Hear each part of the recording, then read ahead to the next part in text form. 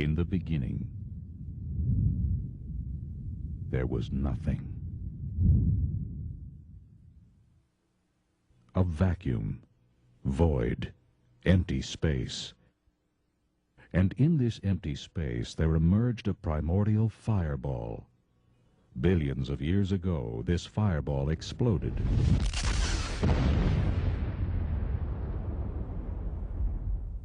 This explosion generated all space, energy, matter. The universe expanded rapidly, producing electrons, neutrinos, photons, and quarks. Soon, this energy began interacting, forming protons and neutrons. Matter continued colliding and interacting. Over time, the first simple elements formed.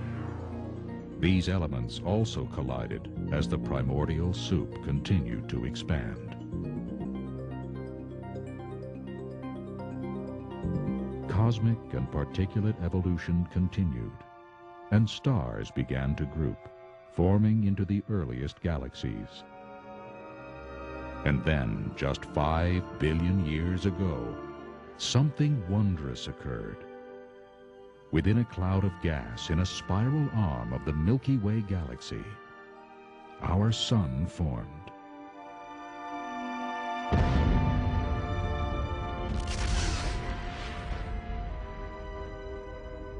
This new star gave birth to planets, moons, and asteroids. One of these planets, known as Earth, developed an atmosphere. Earth's environment, believed to be filled with volcanic eruptions, lightning, turbulent weather, mixed atoms and energy to create the first simple living cells.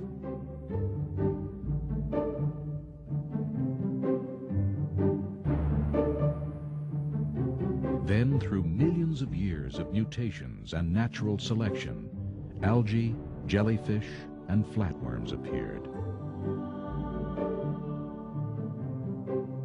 As evolution continued, fish appeared in the seas on planet Earth. Some of these fish developed into amphibians, and through natural selection changed into reptiles. A segment of these reptiles evolved into a variety of creatures, including mammals. Some of these mammals became primates, and then, just 600,000 years ago, an isolated group of these primates evolved into man's earliest ancestors. This is our amazing evolutionary heritage. And evolution continues today as we evolve to our even higher destiny in the universe.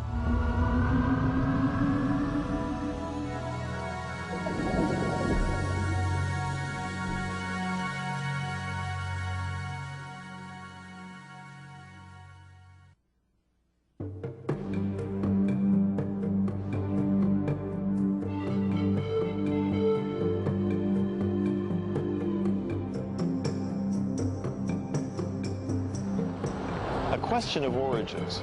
How did the universe and all things that we see here on this planet come into being? Why do we exist? Hi, I'm Roger Oakland. Most of us have pondered these questions. And when it comes to the subject of origins, there are basically two views, the evolution theory and the creation theory.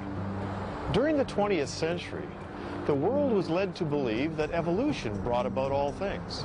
Our universe, the Earth, and all life came into existence as a result of an explosion of matter in billions of years of time.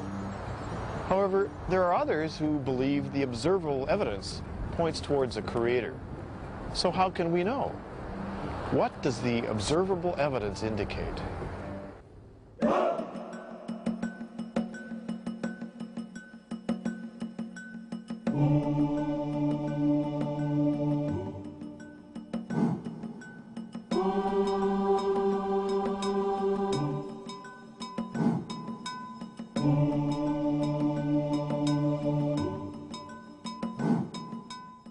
Both evolution and creation scientists have observed and agree that there is great variety within each species. Darwin noticed this variety and adaptability among finches. He noticed that the finches' beaks varied in size and shape, and that the beak's features affected the survivability of the finch. Today we notice a great variety of dogs. It is believed that all 450 breeds of dogs present today had a common ancestor. Most scientists believe that this ancestor was very similar to the present-day wolf.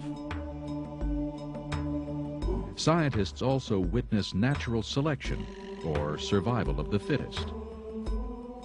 Evolutionists and creationists agree that those animals that are the strongest, healthiest, or most adaptive to their environment are more likely to survive and go on to reproduce.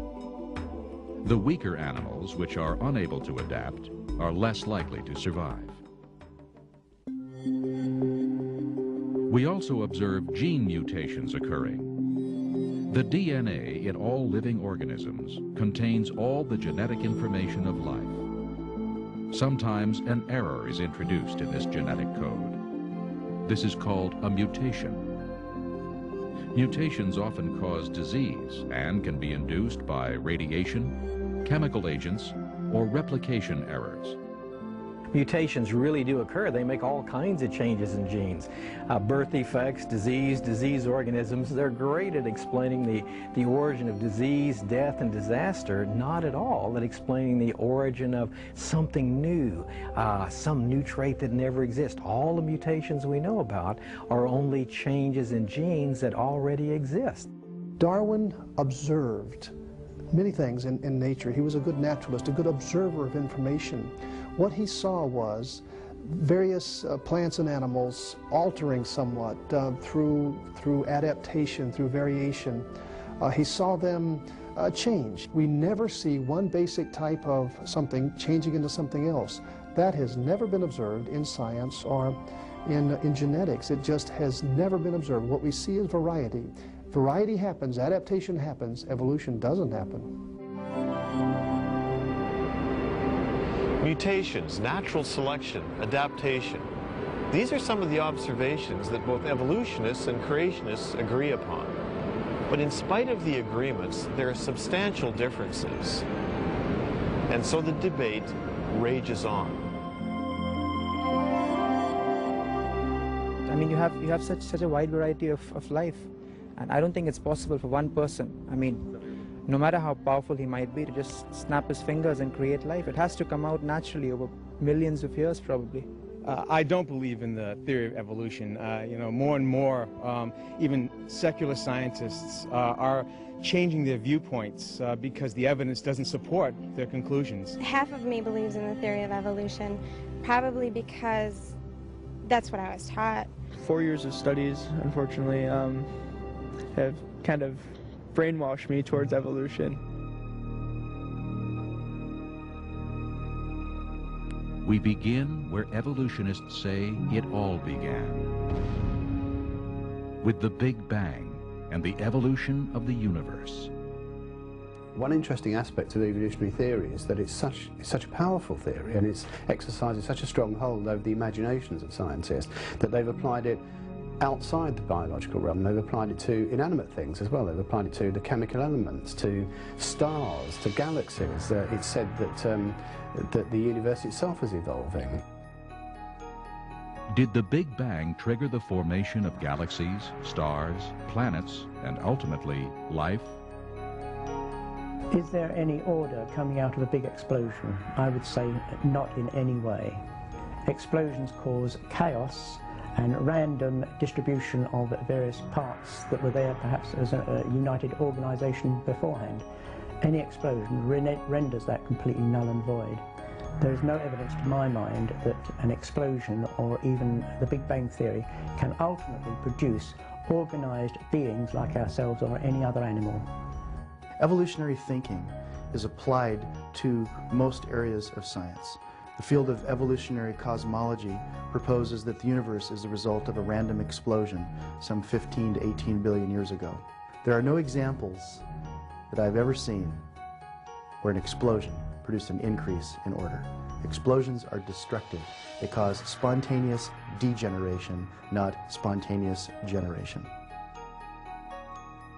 Scientists recognize that all known explosions decrease order and structure and increase chaos. The idea that the cosmos evolved also violates the second law of thermodynamics known as entropy. The second law states that as time advances, the universe becomes less ordered. Over time, all systems left on their own proceed in a direction from order to disorder. All of us witness entropy every day as we see things age and deteriorate. This breakdown of structure directly contradicts the theory of evolution. Now, the second law allows you to increase in order, like a baby growing into adulthood or seed into a tree, but if and only if you have an outside energy source and a harnessing mechanism to capture that energy. Evolutionists don't have that. As Sagan said, the cosmos is all there is. There ain't no more. There is no outside energy source. So the second law is absolutely contradictory to the Big Bang theory. What we see in cosmology is this. Everything we see, things are running down. Stars are burning up their fuel. Once in a while, a star will explode and goes from order to disorder very quickly. But the only thing we see in the universe today is the universe is running down. It's deteriorating. It's going from order to disorder. It's going to less and less organization. There is an observation that scientists make in every field of science, and it's generally called the laws of entropy. It's as if the universe was wound up somehow and is winding down. Scientists that study cosmology talk about the ultimate heat death of the universe. Conceptually, it's quite clear from what we know that the universe ultimately sometime billions of years from now, everything will become of uniform temperatures. There'll be no difference in temperature to exploit to get useful work. That the universe had to be designed and ordered in the finite past has not escaped the attention of secular scientists. NASA scientist Robert Jastrow wrote, "The second law of thermodynamics applied to the cosmos indicates the universe is running down like a clock. If it is running down, there must have been a time when it was fully wound up. The next obvious question is, who wound it up?" Gordon Van Wylen addressed the question squarely in his book Thermodynamics when he wrote, "The author has found that the second law tends to increase his conviction that there is a creator who has the answer for the future destiny of man and the universe." We only see destruction. We never see innovation. And this, I think, is what the creationist model has been posing all along, that in the beginning things were very good. They were perfect, just like God wanted. But then, as sin entered into the universe and God's curse on all of creation because of that sin, the wages of sin is death, not only in the physical life, but in the universe. Everything is dying. The sun is burning out. The moon's orbit is decaying. Everything is in this process of death and decay. Evolutionists and creationists agree now that the universe is finite. Space and time and matter had a beginning. Beginning with the studies of Albert Einstein in the early 1900s on through this century, scientists are in agreement that space, time, and matter did indeed have a beginning. 20th century science, embarrassingly, has confirmed the biblical view, because the great discovery in cosmology is that the experts have agreed that the universe had a beginning. And they call it a singularity. You see, the whole Big Bang idea really is, first there was nothing, and then it exploded. The fact that the universe is finite, that it had a start, is a key fact, but a very, very awkward fact for the evolutionist, because it really raises an issue they won't deal with, and that is what happened prior to that singularity. The creation model has always anticipated a finite universe. In the first verse of Genesis, we read, "In the beginning, God created the heavens and the earth." The Bible also states that time had a beginning. In 2 Timothy, we read, "God, who has saved us and called us with a holy calling, not according to our works, but according to his own purpose and grace, which was given to us in Christ Jesus, before time began. Amazingly, the Bible even explains entropy. Of old, you laid the foundation of the earth, and the heavens are the work of your hands. They will perish, but you will endure. Yes, they will all grow old like a garment.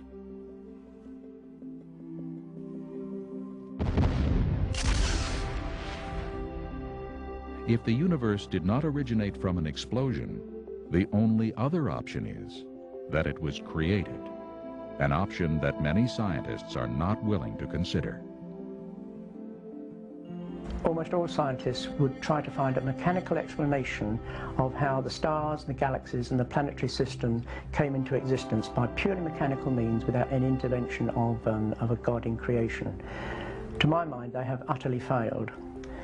If you look at the planetary system alone, there have been several explanations trying to show how the planetary system came into existence without any pre-formation by God, and each one has failed miserably. Many observations contradict the current theories on how the solar system evolved.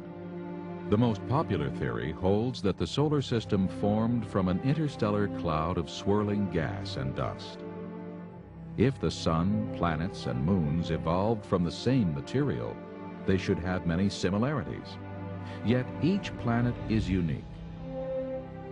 Since about 98% of the sun is hydrogen or helium, Earth, Mars, Venus, and Mercury should have similar compositions. Instead, much less than 1% of these planets is hydrogen or helium.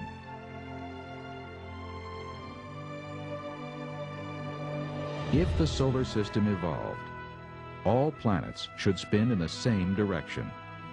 But Pluto and Venus rotate backwards, while Uranus is tipped on its side and rotates like a wheel. All moons in our solar system should orbit their planets in the same sense. But at least 6 have backward orbits.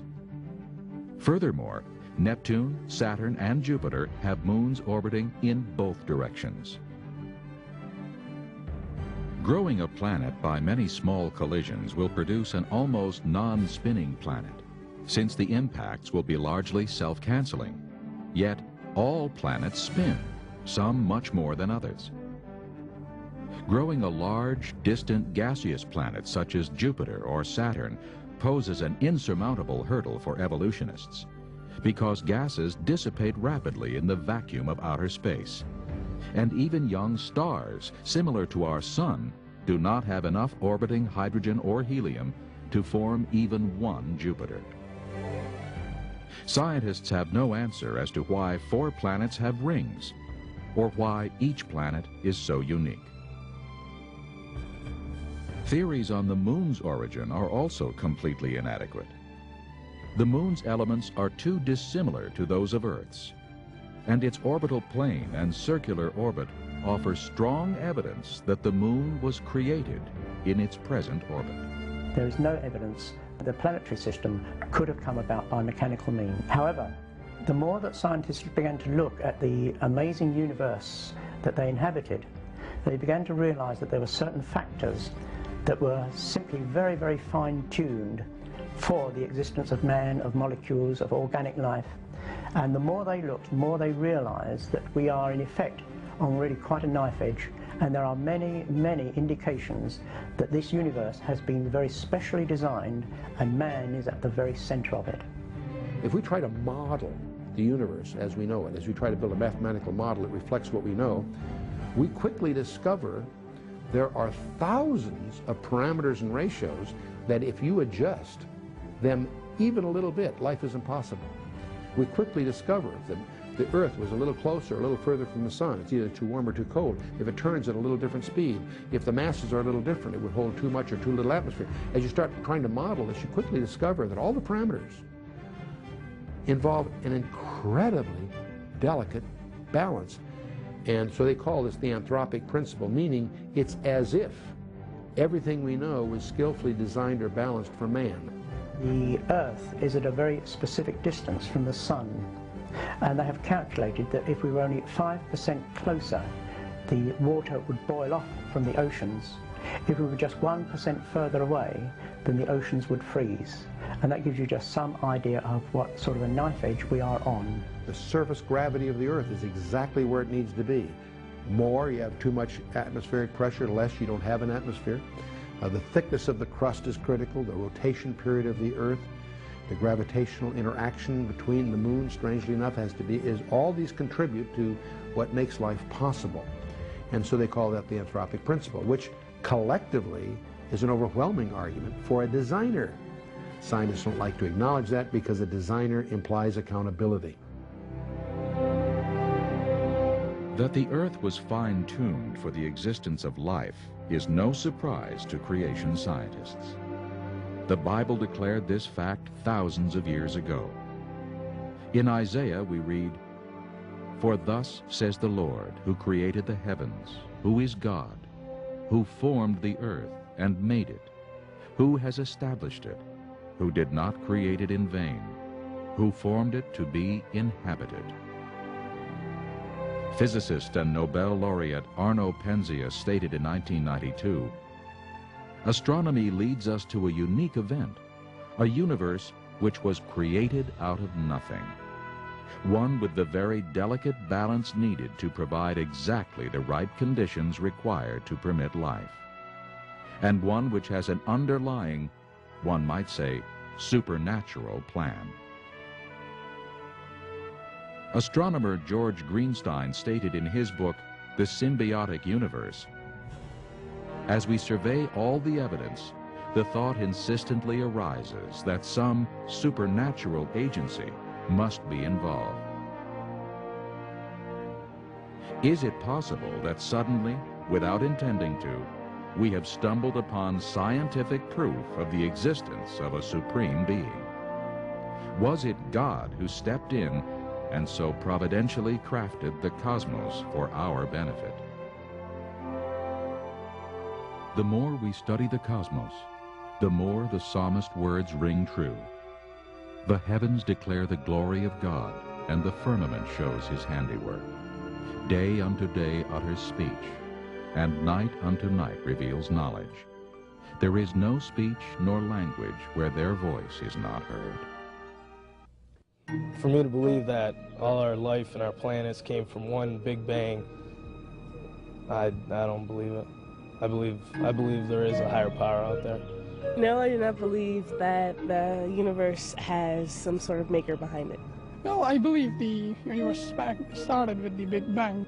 I believe the Earth was designed for life because everything we see around us, everything we need to live, everything we need to survive and be happy is all around us. We don't want for anything. All our food, our air, everything to make us happy and for us to survive is here. So there had to be an originator of this. It couldn't just happen by chance.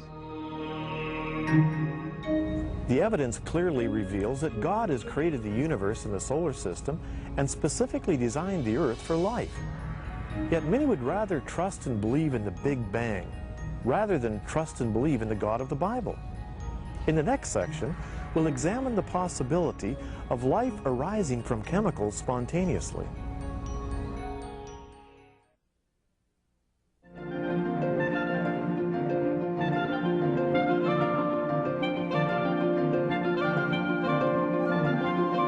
Did chemical evolution on the primordial Earth produce life?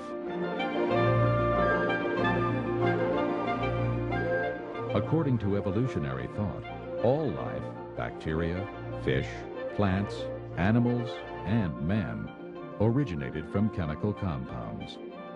This theory that life arose from non-living chemicals is called spontaneous generation. One of the fundamental laws of biology is the law of biogenesis, that life comes only from pre-existing life. And of course, for a creationist, that's certainly no surprise. Life, God's life, created life to multiply after its kind. So that makes sense to a creationist. But to an evolutionist, there was a time in the past when there wasn't any life. And so chemicals somehow got together and made living things, and this was often called spontaneous generation. And there have been some enormous problems faced in trying to get a group of chemicals to come to life. A few years ago, Stanley Miller did a famous experiment. He took some simple materials, some methane, some ammonia, some water vapor, zotzed them with an electric spark to simulate lightning flashing back and forth in the atmosphere of the ancient Earth, and in just a week, he got amino acids, the building blocks of protein. And that was hailed as almost making life in a test tube. And that was one I used when I used to teach evolution. But I took a look at the rest of the evidence. And there are 3 problems with that brilliant experiment. 1, he had the wrong starting materials.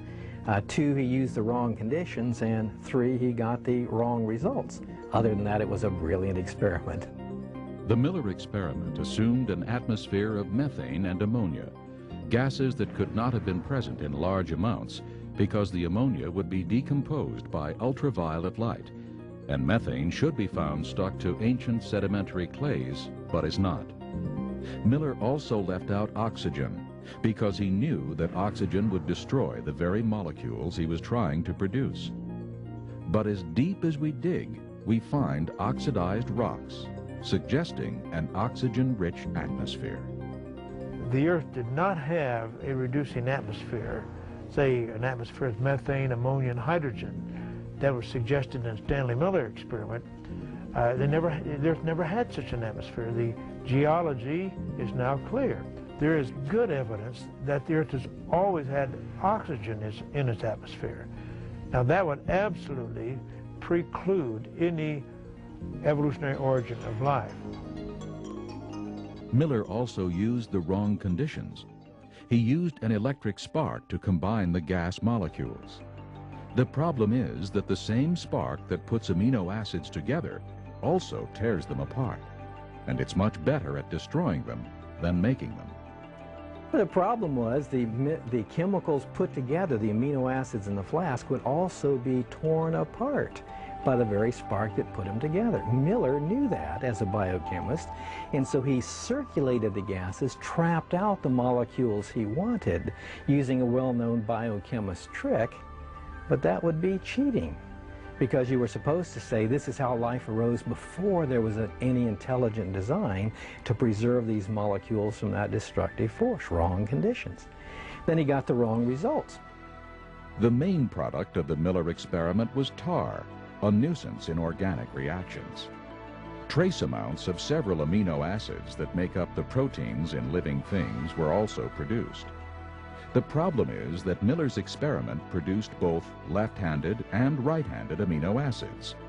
Only left-handed amino acids make up the proteins of life, and just one right-handed molecule prevents their production. What Miller actually produced was a poisonous brew that would destroy any hope for the chemical evolution of life. You might say, well, if what I've just said is true, what about all the evolutionists that believe in this? Well, interestingly enough, the evolutionists would agree with me. There was a time I was at a debate at San Diego State University. I was just in the audience, but 2 friends of mine, Dr. Henry Morris and Dr. Duane Gish, were doing the debate for the creationists, and at the end, someone in the audience noted, "Ladies and gentlemen, we're privileged this evening. We have in our audience Dr. Stanley Miller." And Gish had explained why Miller's experiment would not produce life from non-life. And so the person asked Dr. Miller, "Would you like to respond to what Dr. Gish said about your experiments for chemical evolution?" And Dr. Miller said, "No." He hasn't believed in that for decades. He knows all of those same problems. I would say this: any theory on the origin of life on the Earth, or any other planet as far as that's concerned, is a fairy tale. Evolution teaches that energy, such as lightning or heat, plus matter, can occasionally create new life. Yet our entire food industry rests on the fact that this can never happen. If we examine a jar of peanut butter, it contains matter and is exposed to light and heat. But we never find new life inside unless an outside life contaminates it. If the theory of evolution was viable, then I should occasionally, by subjecting this to energy, end up having new life. Now we go down to the store, and if I open this jar of peanut butter, maybe not often, but on some occasion, I should find new life inside. And so, when we open the jar of peanut butter, we look in there, there's no new life. And aren't you glad, okay? Now, you may smile at this, but hopefully you'll never forget it, because you and I conduct, collectively, over 1 billion experiments every year, and we've done that for virtually 100 years. And we never encounter new life. In fact, the entire food industry of the world depends on the fact that evolution doesn't happen. The case for chemical evolution only weakens when we consider that long chains of specific amino acids, all in exactly the right position, are required to form the proteins of life. Even worse, amino acids do not naturally link up to form proteins, but rather tend to break down. Now, proteins can be 2,000 or 3,000 amino acids long, very long, complex chemicals. And they're very much like a computer program. Every amino acid has to be in exactly the right position. If one of them is wrong, then the whole protein is useless, just like a computer program. The improbabilities buried in Darwinism start right at the very beginning. Even before life began, how did the first protein molecule come about? And there's been quite a bit of work done on this to investigate the probability of it, work both by information theory technologists and also by molecular biologists actually tinkering with proteins to see whether or not they can be taken to pieces and reassembled.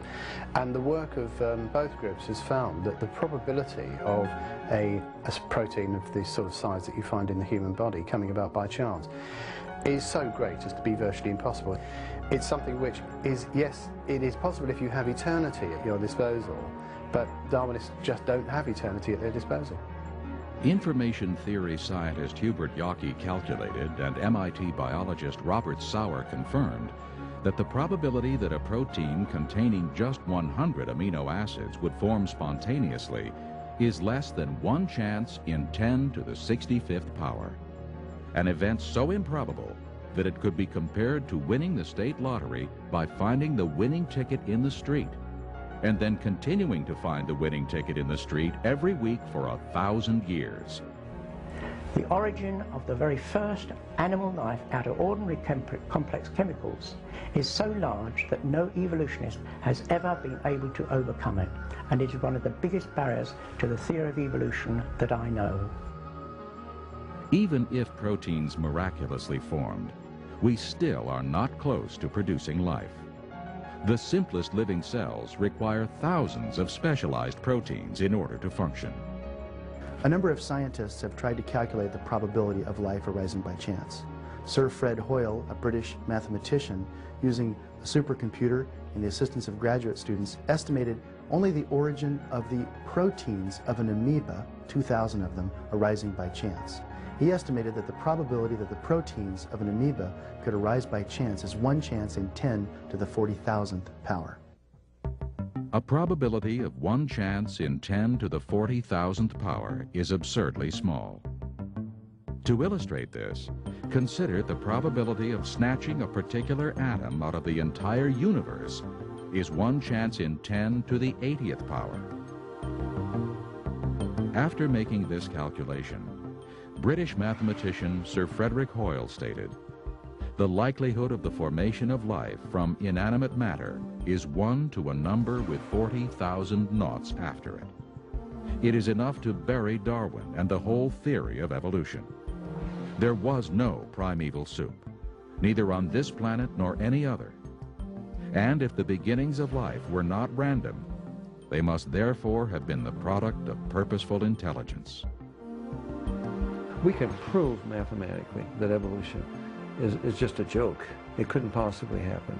Richard Dawkins, for example, one of the leading evolutionists, in his book, The Blind Watchmaker, he acknowledges that the nucleus of every cell, plant, animal, or human, has a database larger than the 30-volume set of the Encyclopedia Britannica. All life, plants, animals, and man, are made up of cells.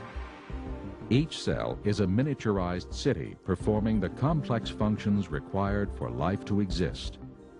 The cell membrane is self-repairing and consists of special proteins that monitor what is outside of the cell, as well as select which molecules are allowed to enter. These proteins act as pumping stations, controlling the import of nutrients and the export of waste materials. Inside the cell, we find staggering complexity. For example, the endoplasmic reticulum is a transportation network with protein-producing factories called ribosomes. The ribosomes produce many types of specific proteins, while the ER channels them to precise locations. The Golgi bodies transport proteins to the exterior membrane, while lysosomes act as digestive organs that break down and recycle larger molecules into particles the cell can use. The mitochondria are the power plants of the cell, producing the fuel that the cell consumes. The nucleus contains the data center, which governs cell activity. Inside the nucleus, we find the chromosomes, which contain the DNA molecule that functions as a library and contains all the coded information needed for life. Billions of instructions are coded on this error-detecting and error-correcting self-replicating molecule. Only if all of these structures were created simultaneously could a cell function. For example, to produce DNA, a cell requires more than 75 different types of proteins. Yet these proteins are only produced at the direction of DNA. The only solution to this dilemma is creation. The odds of getting DNA making protein on a roll of the molecular dice is like the odds of getting a 13 on a pair of gaming dice. The potential is not there. The probability is just plain zero. Evolution teaches that bacteria were one of the first life forms to evolve from chemicals. Many bacteria propel themselves with a type of miniature motor called a flagellum. These extremely efficient reversible motors rotate up to 100,000 revolutions per minute. The bacterial motor is similar to an electric motor. It has a filament that acts as a propeller, a universal joint, a stator and a rotor, and a drive shaft with bushings. Each part of the motor must function, or the bacteria will die. Since bacteria can start, stop, and change direction and speeds, they must have sophisticated sensors, switches, and control mechanisms. All of this is highly miniaturized. 8 million of these motors would fit in the cross-sectional area of a human hair. While bacteria are small, they are not simple. You know, I think probably the weakest link in all of evolution theory is the idea of the origin of life from non-living chemicals. It's probably easier to get from a cell to a person than it is to get from chemicals to life. The gap there is just so incredibly large. I'm convinced that life is so complicated, so complex, so intricately engineered that wherever life exists, God created it. It could not have come by natural processes. Life comes from a creator, and that creator tells us that he created life here on earth. Here we see it, unimaginably complex. It must have been created. I believe humans evolved to where we are today from single-celled organisms based on the theory of Darwinism and natural selection. I don't think that there was any sort of divine intervention. I believe evolution is pretty much a proven theory. I don't believe in a higher order, just because the fact that I haven't seen any, proof or, concrete evidence of that, and until somebody shows me, that there is, then I'm going to have an aversion to organized religion, and I'm going to stay on the basis of chemical evolution. No life is simple, and all life shows the handiwork of a designer. Scientists know this, yet many believe in chemical evolution rather than be accountable to the Creator God of the Bible. Next, we will examine the evolutionary view that simple life has evolved into complex life.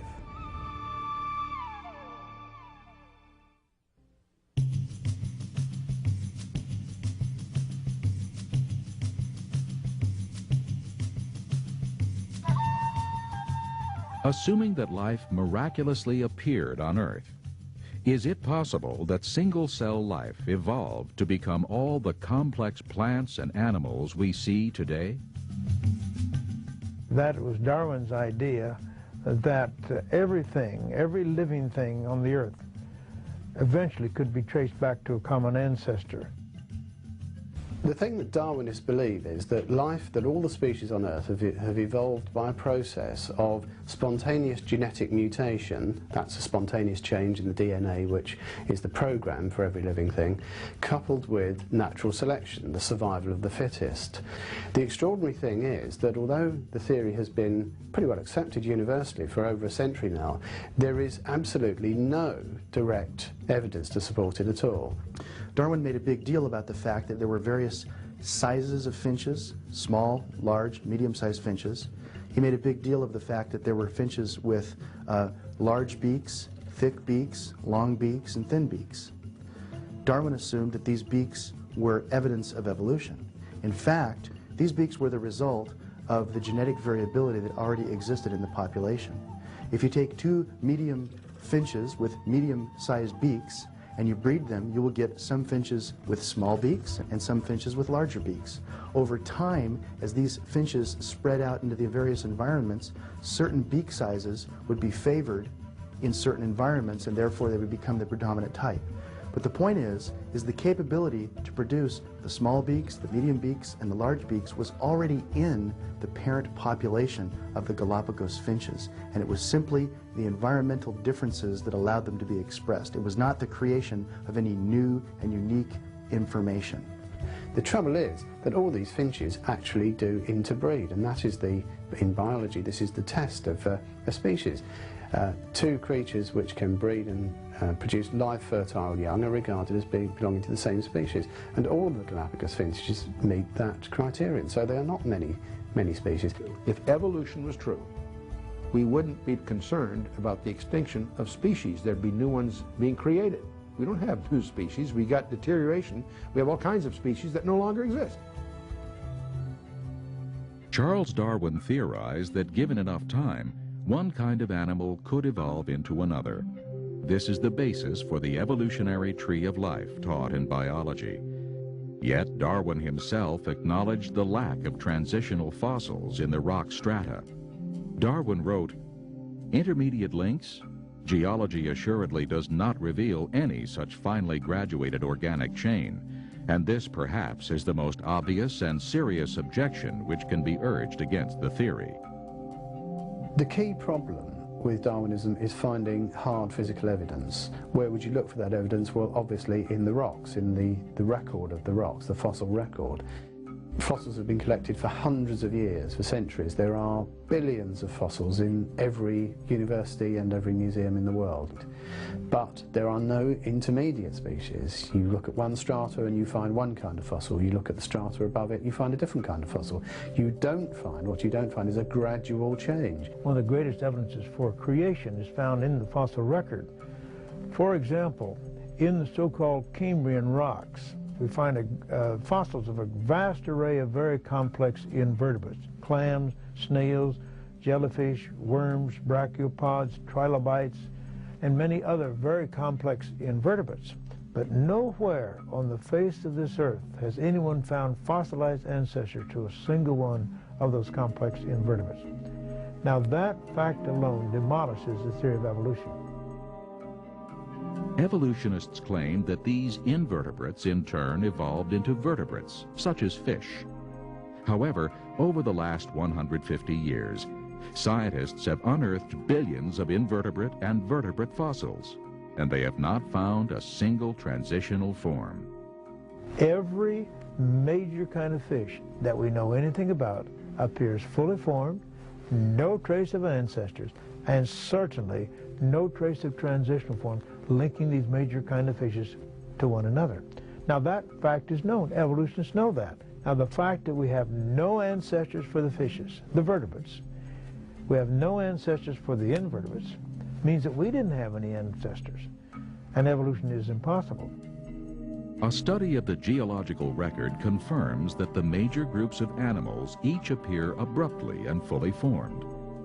For example, within the insect world, there is enormous variety and complexity. Yet evolutionists offer no conclusive evidence that any of the insects evolved from a common ancestor. The same problem exists for all of the great variety of amphibians, reptiles, and mammals. The evolutionary tree of life has no trunk nor branches. Therefore, all of the implied intermediates are only blind speculation.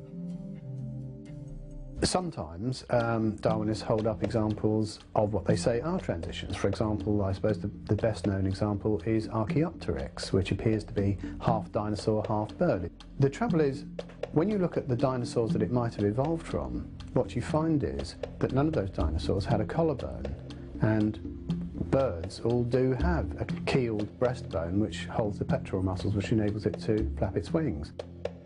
It has been claimed in the past that Archaeopteryx was really nothing more than a feathered reptile. Well, I've never seen a reptile yet that you just stick a bunch of feathers in and kick it in the tail and it flies. And no, Archaeopteryx flew. He had wings, and he certainly wasn't a feathered reptile. As a matter of fact, I have an article here before me, published in March 1996 in the Journal of Vertebrate Paleontology. And the authors say this: the avian features of the skull demonstrate that Archaeopteryx is a bird rather than a feathered non-avian archosaur. The most important missing link of all, of course, is the missing link between an ape-like ancestor and mankind. That's the missing link that most of us are interested in. Have we found that? Well, if you listen to Darwinists, you'd think that we found lots of them. In fact, the evidence really isn't there at all. All of the fossils that have been found so far have been classified, reclassified, either as human or as ape. And so far, the missing link is still missing. I have been investigating the so-called missing link between man and ape for many years, and I have found that every single one of them simply is no link whatsoever. For example, Australopithecus, the skeleton of Lucy, this really consists only of a 40% skeleton of a not very large ape, and they have not got any evidence that it ever walked upright in any of the bones that they have found of that skeleton. The interesting thing about that is that Lucy is shown as being distinctly human-like. She's very erect in her posture, she's got human-like hands, human-like feet.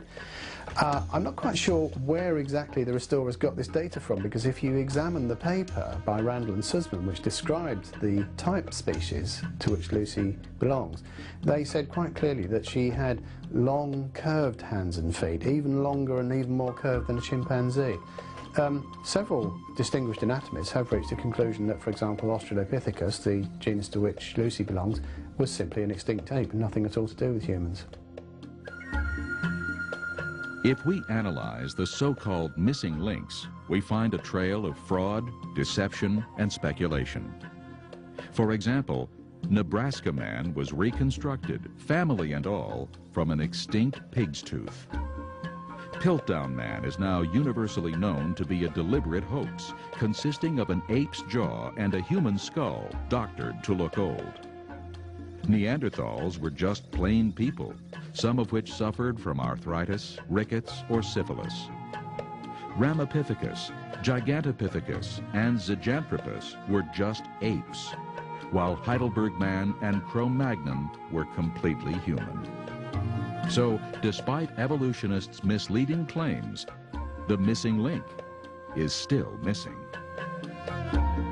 One of the more amusing things you hear these days is that the DNA of man and chimpanzees is 98.3% identical. And I have to admit, as a geneticist, I find that kind of humorous, that you're not even that closely related to yourself. And so the genes you inherit from your mother, the genes you inherit from your father, are on the average, at a maximum, only 93% similar. Scientists claim that the hemoglobin of a chimpanzee is 98% the same as the hemoglobin of a human being. What they don't tell you is there are many other organisms, including slime molds, that have hemoglobin, which is also very similar to the hemoglobin of a human being. Now, you would expect a lot of similarities between man and chimpanzee. We breathe the same air, we have muscles and bones, we digest things similarly. If we were created by the same God, we would expect to have lots of similarities. But let's suppose for just a moment that there was some truth in that figure. I haven't got a clue where in the world it could have come from. A cloud is 98% water. A jellyfish is 98% water. A watermelon is 98% water. To use evolutionary logic, there's no difference between a cloud, a jellyfish, and a watermelon. Those 2% difference really make a whale of a difference in man and chimpanzee. In the first chapter of Genesis, we are told that God created every living thing according to its own kind to reproduce and fill the earth. This is exactly what we see. If, as evolutionists claim, a reptile evolved into a bird, who would the first bird mate with? Furthermore, all intermediate forms would be fatal. What good is half a wing or half a beak? All animals have complex organs required for their survival. For instance, dolphins and bats have a sophisticated sonar that they use to locate food. Unless these highly efficient sonar systems are fully functional, the animal dies. Certainly, the scientific evidence overwhelmingly supports the creation model, while evolutionists are forced to admit that from their perspective, both the origin of life and the origin of the major groups of animals remain unknown. Complex body structures that we have probably did not come from the evolution. Maybe it did. It's really hard to decide which one it could be. To me, again, it takes more faith to believe that all these perfect conditions came together at the right moment to allow all these complex aspects of life to come into being and to come into existence. And to me, it takes a lot more faith to believe that hogwash than it does to believe that there's an awesome God that created us. Evolutionists are trying desperately to hold on to a failing theory rather than to acknowledge the creator God of the Bible. Despite this, the evidence continues to mount to support the creation model. But how can we know that the God of the Bible is the creator? The scientific evidence in this century has indeed proven that space, time, and matter is finite, and it tells us that the creator must be a being who's independent of space and time. Only the Bible teaches the notion of a finite universe and a creator who is fully transcendent. That is, he's independent of space and time, but he can also act within our space-time domain. No other holy book on the earth teaches such a creator. If you look at any of the other religious books, all of them presume a three-dimensional universe and a three-dimensional God. And that's amazing to realize that only the Bible has as its distinctiveness a transcendent presentation. For years, the astronomers believed that there was somewhere in the neighborhood of 6,000 stars.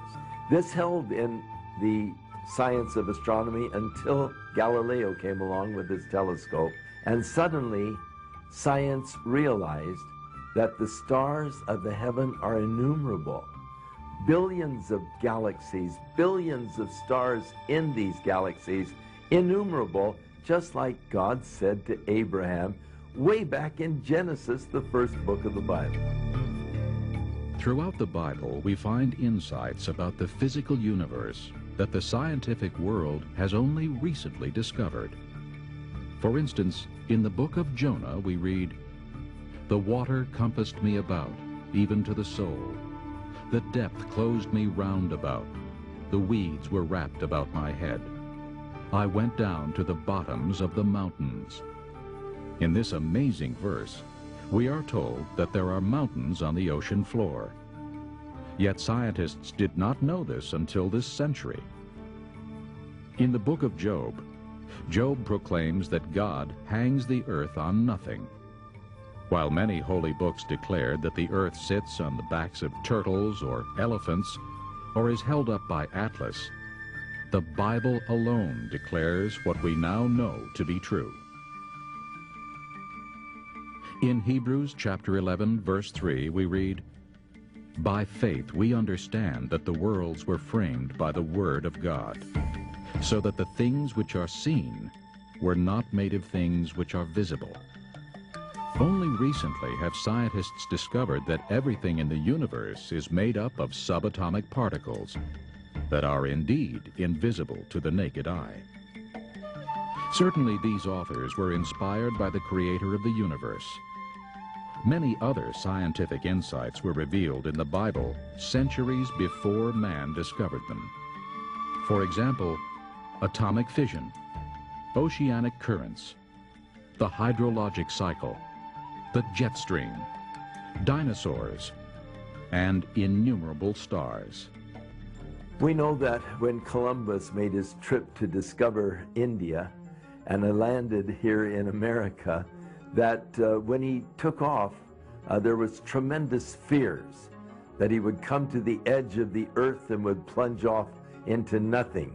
And yet, had they read the Bible, they would have known that Isaiah talks about the circle of the earth, and that the earth is actually round. I challenge anyone to find scientific errors in the Bible. They're not there.